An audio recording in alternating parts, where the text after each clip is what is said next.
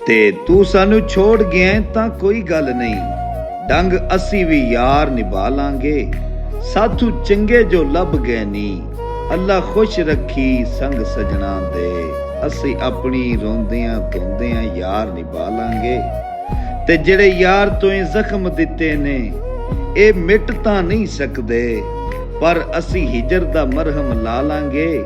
ਓਏ ਸਜਣਾ ਸਾਡਾ ਚੈਲੰਜ ਹੈ ਜ਼ਿੰਦਗੀ ਦੇ ਕਿਸੇ ਮੋੜ ਤੇ ਵੀ, ਜੇ ਕੋਈ ਹਲਾਲੀ ਲੱਭ ਜਾਵੀ ਤਾਂ ਸਾਹਮਣੇ ਲੈ ਆਵੀਂ।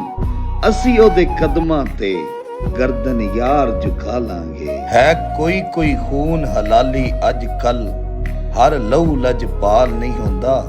ਧੋਖਾ ਦੇ ਕੇ ਹੱਸਣਾ ਲੱਗਦਿਆਂ ਤੇ ਕੋਈ ਸੱਜਣ ਕਮਾਲ ਨਹੀਂ ਹੁੰਦਾ।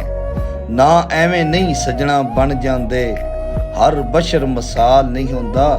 ਜਿਹੜਾ ਪੱਗ ਦੇ ਮਗਰ ਚਾ ਸਿਰ ਦੇਵੇ, ਹਰ ਮਾਈ ਦਾ ਲਾਲ ਨਹੀਂ ਹੁੰਦਾ।